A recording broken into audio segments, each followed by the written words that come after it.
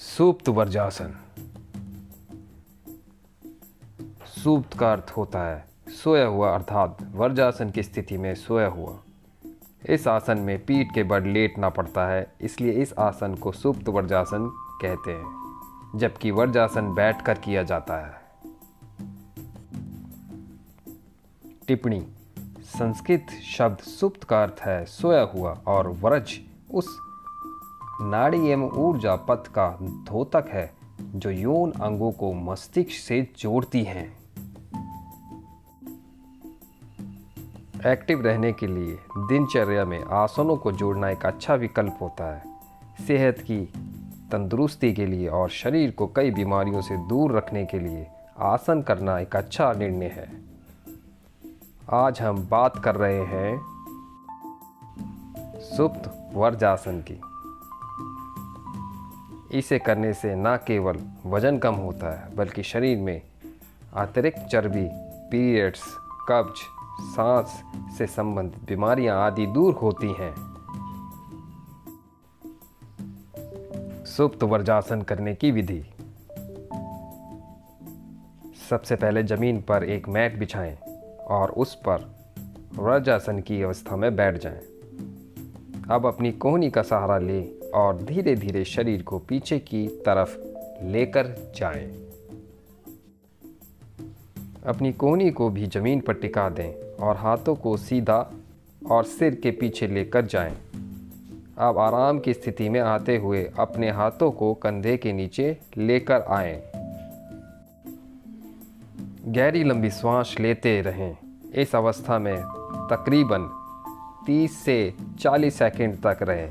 आप अपनी क्षमता के अनुसार भी समय निर्धारित कर सकते हैं।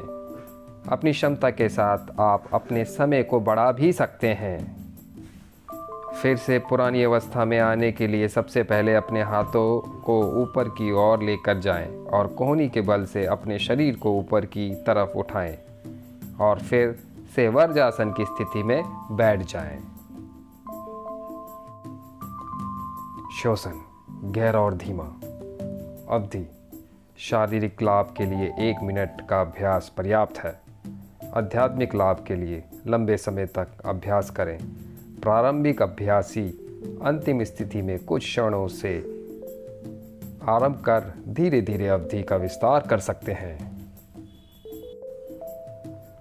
सुप्त वर्जासन के फायदे। यह आसन आमाशय के अंगों की मालिश कर पाचन संबंधी रोगों और कब्ज को दूर करता है। यह मेरुदंड के स्नायुओं को शक्ति प्रदान करता है। पीठ को लोचदार बनाता है और झुके कंधों की वक्रता को ठीक करता है। इससे गर्दन और थायराइड ग्रंथि की तंत्रिकाओं पर विशेष प्रभाव पड़ता है। वक्ष का खिंचाव और पूर्ण विस्तार होता है। परिणाम स्वरूप फेफड़ों में वायु भरने से संपूर्ण शरीर संस्थान को अधिक ऑक्सीजन प्राप्त होती है। दमा, ब्रोंकाइटिस और फेफड़ों के अन्य रोगों में इससे लाभ होता है। यह ध्यान के आसनों में बैठने के लिए पैरों को लचीला बनाता है। सृजनात्मक और बुद्धि का विकास करता है और आध्यात्मिक उद्देश्यों के लिए यौन ऊर्जा को मस्तिष्क में दिशांतरित करता है।